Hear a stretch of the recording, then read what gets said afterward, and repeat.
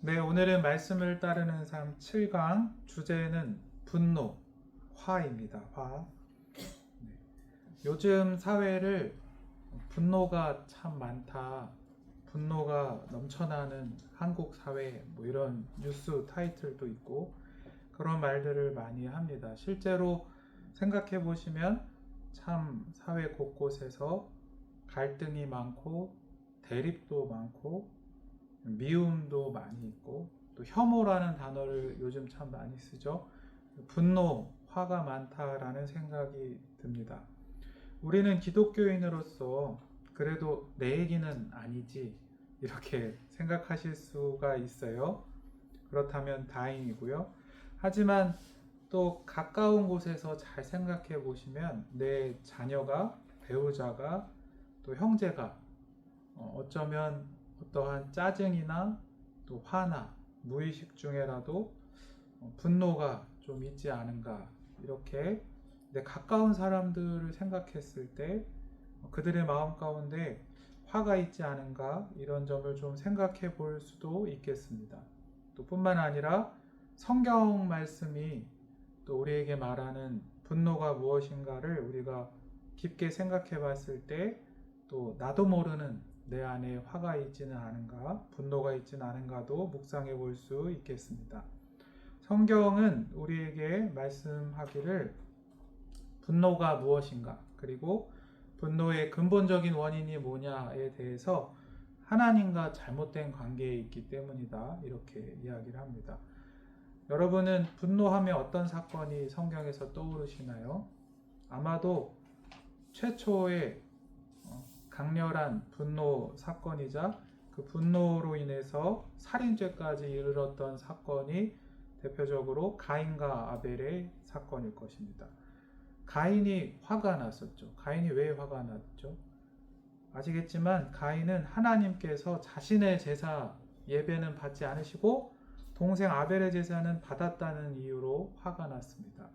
하지만 찬찬히 들여다보면 가인은 아마도 하나님과의 관계가 잘못되어 있었을 것입니다. 히브리서를 보면 하나님께서는 아벨은 믿음으로 제사를 지냈기 때문에 곧 예배를 드렸기 때문에 받은 것이고 그렇다면 가인은 믿음으로 드렸지 않았기 때문에 안 받았다는 말씀을 하십니다. 그러면 하나님을 믿지 않았다는 말이 무슨 말일까요? 하나님을 인정하지 않았고 하나님을 따르는 삶을 살지 않았다는 뜻입니다.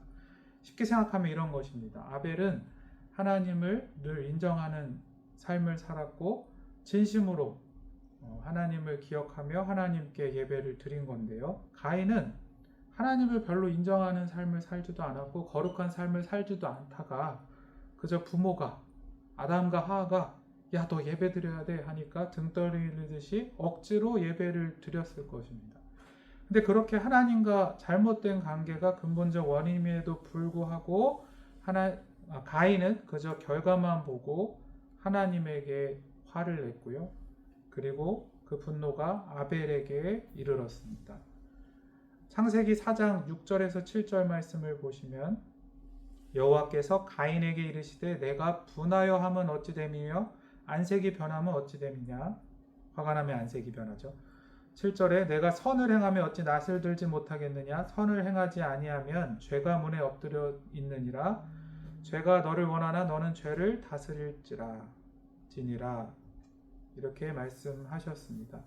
여기서 선을 행한다는 것은 하나님께 마음을 집중하라는 말씀입니다. 하지만 가인은 결국 자신의 분노를 그대로 방치하고 하나님 앞에 올바로 나아가지 못했고 결국 그것이 살인죄로 이어지게 되었습니다. 우리가 또 하나님을 신뢰하지 못할 때 화를 내게 됩니다. 그런 경험 있으시지 않나요? 내가 어떤 화를 막 속으로라도 막 짜증이 나고 화가 났을 때를 잘 생각해 보면 내가 정말 내 인생 가운데 하나님을 신뢰하고 있는지를 돌아볼 수 있습니다. 예를 들어 자녀한테 계속 화가 나면 내가 그 자녀의 인생을 책임지시는 하나님을 정말 깊이 신뢰하고 있는지를 돌아볼 수 있는 것과 같은 것이죠.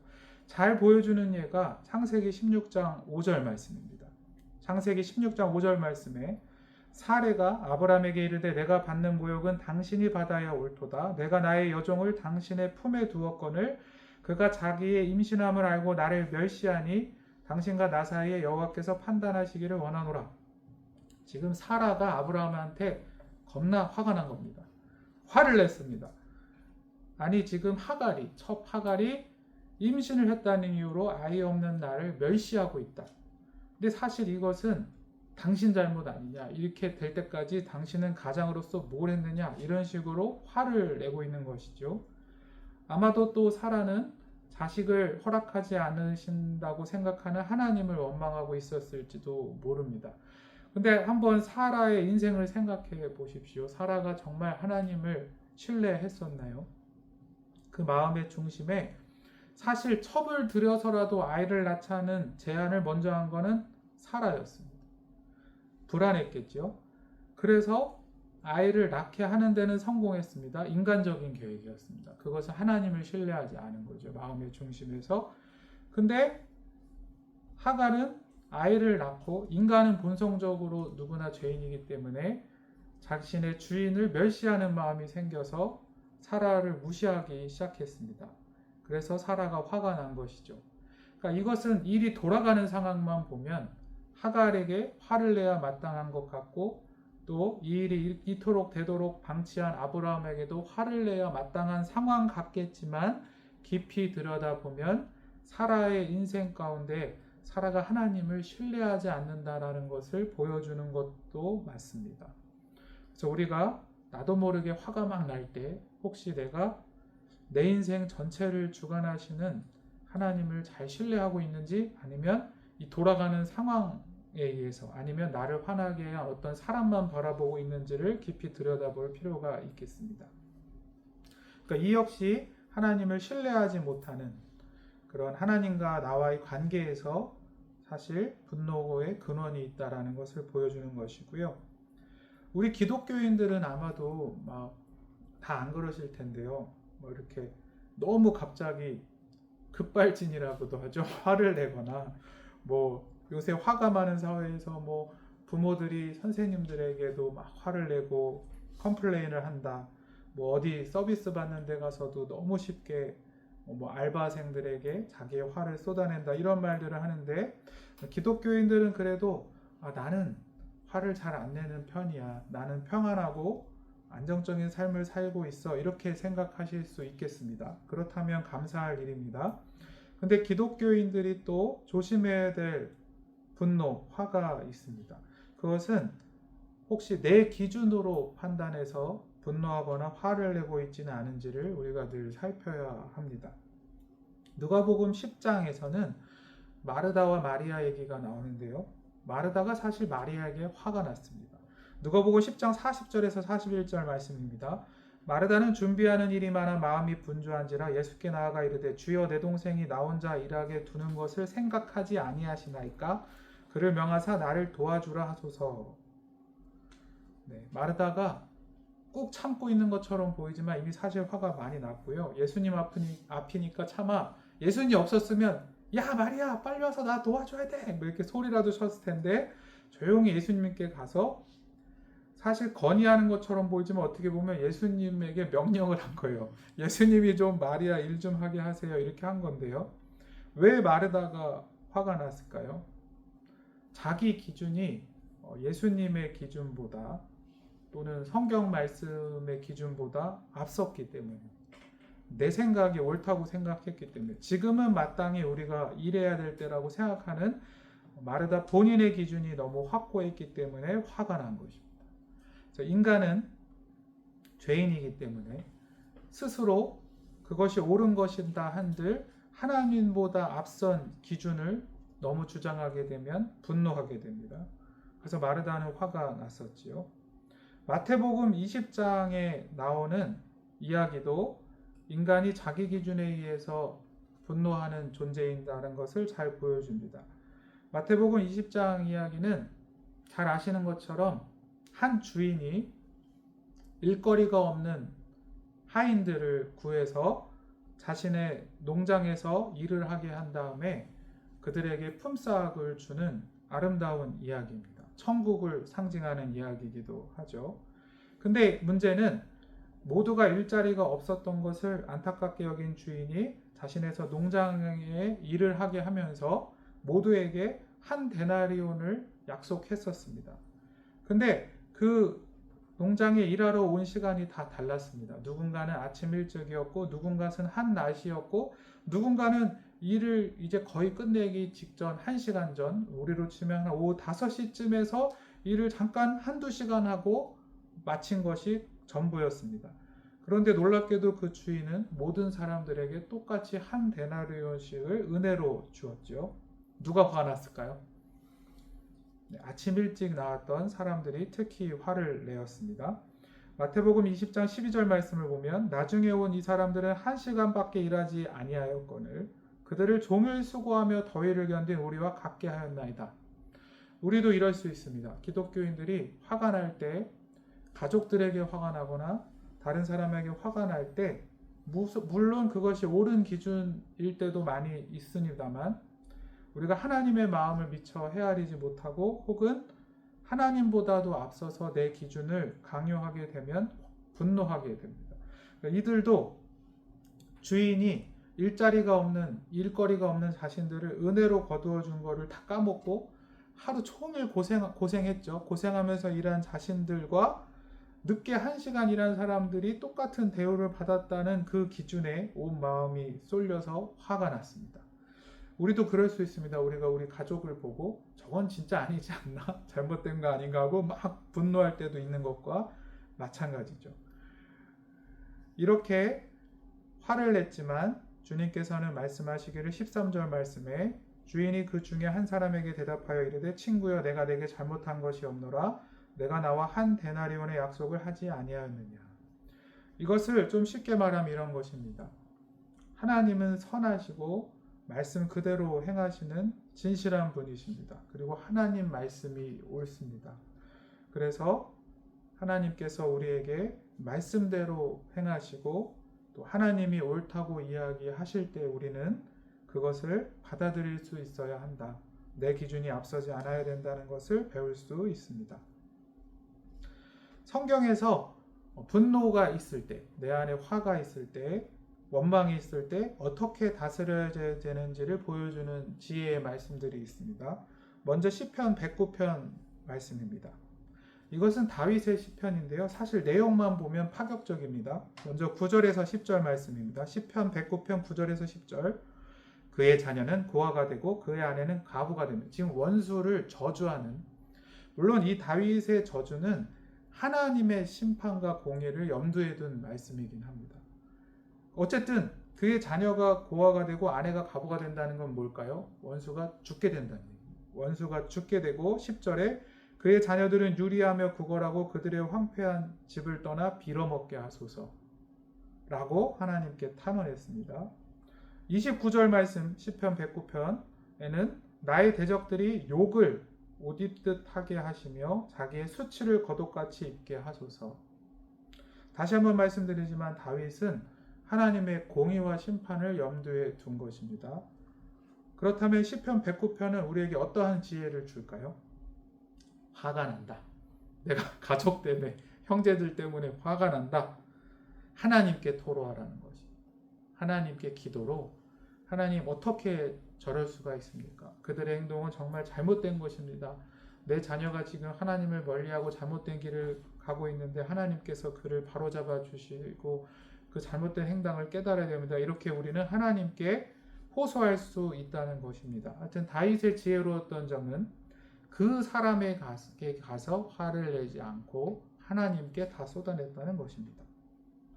또 사무엘하 16장 11절 하반절은 놀라운 말씀인데요. 제가 읽겠습니다. 사무엘하 16장 11절 하반절 말씀. 내 몸에서 난 아들도 내 생명을 해하려 하거든 하물며 이 베냐민 사람이랴 여호와께서 그에게 명령하신 것이니 그가 저주하게 버려두라. 그 밑에 말씀도 읽겠습니다. 창세기 45장 5절 말씀. 당신들이 나를 이곳에 팔았다고 해서 근심하지 마소서, 한탄하지 마소서. 하나님이 생명을 구원하시려고 나를 당신들보다 먼저 보내셨나이다. 이 두 말씀은 동일한 원리를 가르쳐주고 있는데요. 위의 것은 다윗의 고백이고 아래 것은 요셉의 고백입니다. 이것은 우리가 내 안에 분노, 화를, 원망을 어떻게 다스려야 되냐를 보여줄 때 무엇을 깨닫게 해주냐면 따라 하시겠습니다. 하나님의 관점으로 해석하라. 네, 저는 신앙을 생각할 때 성숙한 신앙이 뭐냐라는 것을 개인적으로 묵상해 봤을 때 뭘 많이 생각하냐면 인생의 어떠한 순간, 어떠한 상황, 어떠한 감정이나 고난에서도 이것을 내가 하나님의 시각으로 이해할 수 있느냐. 이것이 그 사람의 신앙의 깊이를 잘 보여주는 거라고 생각합니다. 예를 들어 이렇게 고난 가운데 이 고난을 하나님의 눈으로 보면 나는 어떻게 이해할 수 있을 것인가, 뭐 이런 것과 같다고 할 수 있겠습니다. 분노에 대해서 특별히 다윗은 이 내용이 뭐냐면 시므이라는 사람이 다윗이 압살롬에 의해서 왕권을 빼앗기고 도망자 신세가 돼서 도망갈 때에 다윗을 멸시하며 저주했었습니다. 그때 다윗의 신하가 시므이를 죽이겠다고 했습니다. 근데 다윗은 그 상황을 가지고 그 분노를 시므이에게 쏟아낸 것이, 시므이는 사울 왕의 친족이었거든요. 시므이에게 쏟아내지 않았습니다. 이 일이 일어난 상황을, 이건 굉장히 깊은 신앙인데요, 하나님의 눈으로 이해했습니다. 그래서 내가 이렇게 된 것이 하나님께서 허락한 것이다. 나를 겸손케 하시고 나의 죄를, 다윗이 이전에 밧세바와의 죄가 있었죠. 우리아를 죽게 했고요. 나의 죄를 또 다시 한번 깨닫게 하시고 겸손케 하시는 하나님의 뜻이라는 것을 다윗은 생각했습니다. 자기의 인생에서 분노를 그 사람에게 쏟지 않고 하나님의 관점으로 자기의 인생을 바라본 것이죠. 요셉도 마찬가지였습니다. 저는 개인적으로 성경에서 가장 열불 터질 사람 중에 한 명이 요셉이라고 늘 생각하거든요. 형제들, 가족이죠. 남도 아닌 가족은 나를 미워하다 못해 팔아 넘겼고, 죽이려다가 팔아 넘겼고, 가서도 고생하다가 주인에게 인정을 받았더니 그 주인의 아내라는 사람이 자기가 유혹해놓고는 누명을 씌워서 감옥에다가 쳐넣기도 했고, 감옥에서 기껏 관원을 도와줬더니 나가서 까먹어가지고 요셉이 몇 년 동안 더 갇혀있기도 했고, 그렇게 인간관계에서 많은 고통을 겪었던 것이 요셉입니다. 근데 요셉은 그 자신의 화, 분노, 원망을 그 사람에게 쏟지 않고 깊은 신앙 가운데 하나님의 관점에서 자기 인생을 바라보는 믿음이 되었습니다. 이게 그 고백이죠. 창세기 45장 5절에서 형제들을 향하여 형제들을 용서하면서 하나님께서 여러분을 구원하시기 위해 나를 노예로 이곳에 보낸 것입니다. 라고 한 것입니다. 이것은 쉬운 고백이 아닙니다. 요셉이 얼마나 고생을 했고 노예로 얼마나 눈물 흘리는 세월을 보냈나요? 그럼에도 불구하고 그는 하나님의 눈으로 자신의 인생을 이해할 수 있었습니다. 에베소서 4장 26, 27절 말씀은 세상에서 많이 쓰는 말 중에 꿀팁이라는 말이 있잖아요. 성경 말씀에서 우리가 혹시라도 화가 났을 때 우리를 지혜롭게 그 분노를 이기게 하는 꿀팁과도 같은 말씀이라고도 할 수 있겠습니다. 에베소서 4장 26절 말씀, 분을 내어도 죄를 짓지 말며. 하나님께서는 우리가 화가 나도 죄는 짓지 말라고 하시고요. 해가 지도록 분을 품지 말고, 참 지키기 어려운 말씀이죠. 다음 날이 됐을 때는 잊어버리라는 하나님의 지혜입니다. 그리고 화라는 것은 마귀에게 틈을 주게 돼 있습니다. 경험해 보셨죠? 자꾸 분노를 품고 있게 되면 스트레스를 받기도 하고 나도 결국은 실수를 할 수도 있고 영적 싸움에서 지는 것이죠. 그래서 27절 말씀에는 마귀에게 틈을 주지 말라는 말씀도 있습니다. 또 분노와 화에 대해서 제가 처음에 말씀드렸는데 오늘 강의가 나에 대한 말씀이기도 하지만 내 주변의 사람들을 생각했을 때 혹시 이들의 마음 가운데 분노가 있지 않나, 화가 있지 않나 한번 살펴볼 필요가 있습니다. 그래서 타인의 분노가 있을 때 우리에게 주시는 하나님의 말씀입니다. 먼저 마태복음 5장 22절에서 24절 말씀입니다. 22절에는 먼저 나는 너에게 이르노니 형제에게 노하는 자마다 심판을 받게 되고 형제를 대하여 나가라 하는 자는 공회에 잡혀가게 되고 미련한 놈이라 하는 자는 지옥불에 들어가게 되리라. 먼저 이 말씀은 그만큼 화를 낸다, 분노한다는 것이 하나님 보시기에 악한 것이라는 것, 하나님의 심판이 있다는 것을 분명하게 다시 말씀하시고요. 23절은 그러므로 예물을 제단에 드리려다가 거기서 내 형제에게 원망 들을 만한 일이 있는 것이 생각나거든. 혹시나 누군가가 나 때문에 화가 났을 수도 있습니다. 나를 원망하고 있을 수도 있습니다. 그때 성경 말씀은 우리에게 권면하기를 그 화를 할 수 있다면 풀어주라고 합니다. 타인의 분노에 대해서도 그냥 두기보다는 기도하며 그를 도와주라고 한 것이죠. 하나님께서 얼마나 강조하시냐면 24절에 예물을 제단 앞에 두고 먼저 가서 형제와 화목하고 그 후에 와서 예물을 드리라. 예배만 드리지 말고 예배 드리기 전에 나 때문에 그 사람이 시험 든 걸 수도 있지만 나는 별로 잘못 안 했는데 그 사람이 나를 원망하거나 화를 내고 있다면 풀어주고 화목하고 예배를 드리라고까지 말씀하십니다. 사실 우리는 예수 그리스도를 따라 화평케 하는 존재로 부르심을 받았죠. 로마서 12장 18절 말씀입니다. 할 수 있거든 너희로서는 모든 사람과 더불어 화목하라. 잠언 15장 1절 말씀입니다. 이것도 실제적인 지혜인데요. 유순한 대답은 분노를 쉬게 하여도. 할 수 있을까요? 누군가가 화를 내고 있습니다. 분노하고 있습니다. 가족일 수도 있어요. 배우자일 수도 있고요. 그때 우리가 지혜로운 말로 그의 분노를 잠재울 수 있다는 말씀입니다.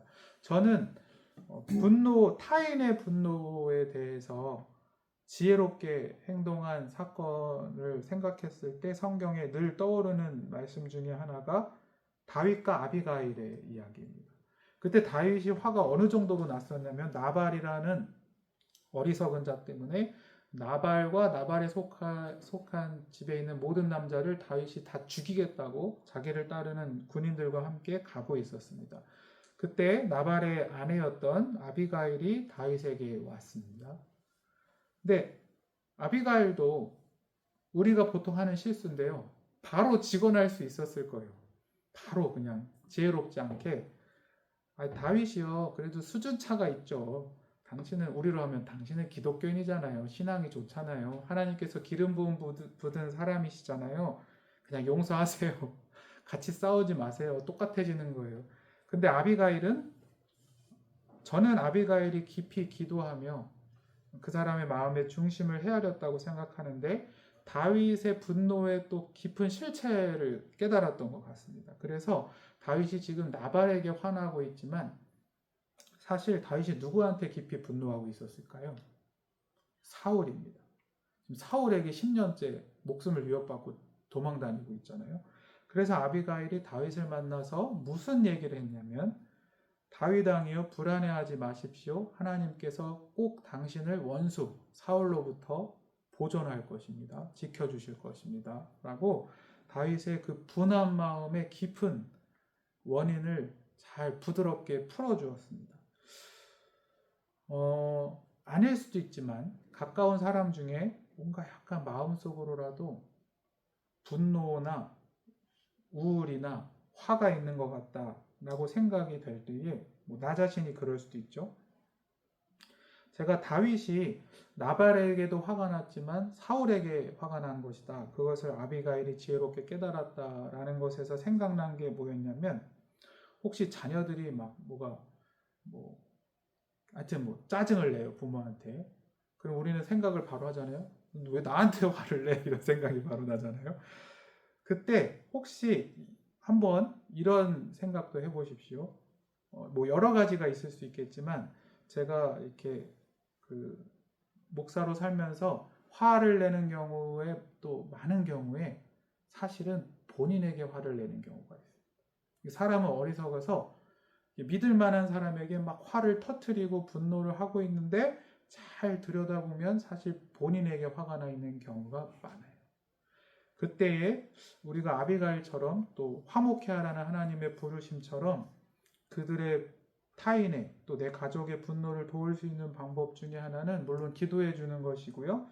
또 저라면 지혜로운 말로 이렇게 좀 하나님이 지혜를 주실 때 혹시 뭐 계속 일이 잘 안 돼서 혹은 뭐 자기 자신이 원망스러워서 자기 자신에게 화가 난 것이냐 라는 것을 한번 물어봐 주시고 괜찮다고 하나님께서 너를 인도해 주실 거라고 이렇게 위로해 주셔도 되겠습니다. 제 말이 혹시 이해가 되시나요? 화는 나한테 화를 내는데 가만히 보고 있다가 혹시 저 사람이 본인에게 화난 것은 아닌가라고 보일 때가 있어요. 그래서 지혜로운 말로 혹시 나한테 짜증을 내지만 그렇게밖에 못하고 있는 본인에게 화가 난 것이라면 기도하겠다, 괜찮다 이런 말로 이게 유순한 대답일 수 있겠죠. 그들을 하나님과 다시 화목하게 하고 또 분노에서 자유하게 도울 수 있겠습니다. 정말 마지막으로 이런 말이 있죠. 죄를 미워하나 죄인은 미워하지 말라. 그거를 하나님의 관점으로 보면 이렇게 이해할 수 있겠습니다. 하나님은 죄를 미워하시지만 죄인은 사랑하신다. 굉장히 역설적인 표현이죠. 언뜻 들으면 좀 이해가 안 가긴 해요. 아니, 왜냐면 일단 나한테 막 분노를 쏟아내거나 나한테 죄를 지면은 어떻게 저 죄인이랑 죄랑 분리를 해? 이런 생각을 사람들은 하잖아요. 근데 하나님이 옳다는 것을 인간과 반대로 생각해 보면 이해하기 쉽습니다. 보통 사람들은 죄인을 미워하고 죄를 미워하지 않습니다. 잘 생각해 보면 우리는 그 죄와 피 흘리기 싸우기보다는 그냥 나에게 죄진 사람을 미워하는 쉬운 길을 택합니다. 그러니까 아비가일은 그러지 않았던 거예요. 아비가일은 다윗 왜 저래? 왜 우리 집 모든 사람들을 죽이러 오고 있어? 저 사람 믿는 사람이면서 저러면 안 되지라고 쉽게 그 사람을 책망하기보다는 그 다윗 안에 있는 그 죄를 하나님 말씀으로 잘 지혜롭게 그 사람이 죄를 이겨낼 수 있도록 섬기는 역할을 선택한 것입니다. 실제로 아비가일이 그렇게 다윗을 위로하여 주고 지혜로운 말을 한 뒤에 옳은 말을 합니다. 다윗이시여 나중에 하나님께서 당신을 왕으로 세웠을 때에 무고한 피를 손에 묻혔다는 일이 없도록 멈추십시오라는 말을 했어요. 그래서 이거를 우리에게 적용한다면 우리가 하나님을 닮을 수 있는 방법을 저는 이렇게 생각합니다. 내 가까이서 혹시 어떤 사람이 분노하고 있다. 아시죠? 분노라는 것은 정상적인 상황이 아니에요. 이미 감정이 정상적인 상황이 아닌 게 된 거예요. 감정이 깨어진 상태인 거예요. 그래서 아시죠? 그 합리적인 말을 한다고 해서 쉽게 풀리지 않아요. 그 사람이. 그때에 우리가 해줄 수 있는 좋은 방법 중에 하나는 내가 저 사람의 죄와 힘써 싸워주고 저 사람을 탓하거나 미워하는 거는 안 해야겠다. 하나님을 닮아봐야겠다. 이러한 마음을 가질 수 있겠습니다. 그러니까 쉽게 얘기하면 이런 것이죠. 기독교인이 분노가 잘못된 거라고 해서 죄, 그러니까 옳지 않은 것을 옳다고 해주는 존재는 아닙니다. 우리는 믿는 사람으로서 옳지 않은 건 옳지 않은 겁니다. 그러니까 아비가일도 다윗이 잘못된 건 잘못된 거라고 알고 있었습니다. 그렇지만 아비가일의 현명한 점 혹은 하나님을 닮았던 점은 뭐냐면 그 사람을 이렇게 미워하거나 탓하는 쉬운 길을 선택하지 않았다는 거예요. 그래서 우리에게 적용하면 이런 것입니다. 내 주위에 분노에 어떻게 휩싸여 있는 사람이 있을 때에는 기도해 주고 그 사람의 잘못된 건 잘못된 것이라고 인식하고 또 나중에 하나님의 때에 말해줄 수 있때 그 사람을 미워하거나 그 사람에 대한 사랑을 포기하면 안 된다는 것입니다. 어떤 사람이 막 잘못하고 있어도 그 사람이 결국은 하나님의 말씀으로 잘 올바르게 행동할 것이라고 기대하고 그 사람의 죄나 그 사람의 분노를 위해서는 함께 기도해주고 그 사람 탓을 하기보다는 나중에 그거는 근데 하나님 보시기에도 잘못된 것이다 라고 지혜롭게 얘기를 해줄 수 있다는 것이죠. 그래서 우리도 하나님과 같이 죄는 미워하지만 죄인은 사랑하는, 그래서 분노, 화에 대해서도 성경적으로 나 자신도 잘 분노를 다스리고 또 타인의 분노들에 대해서도 예수님의 마음으로 잘 섬겨주시는 우리 모두가 되시기를 소망합니다.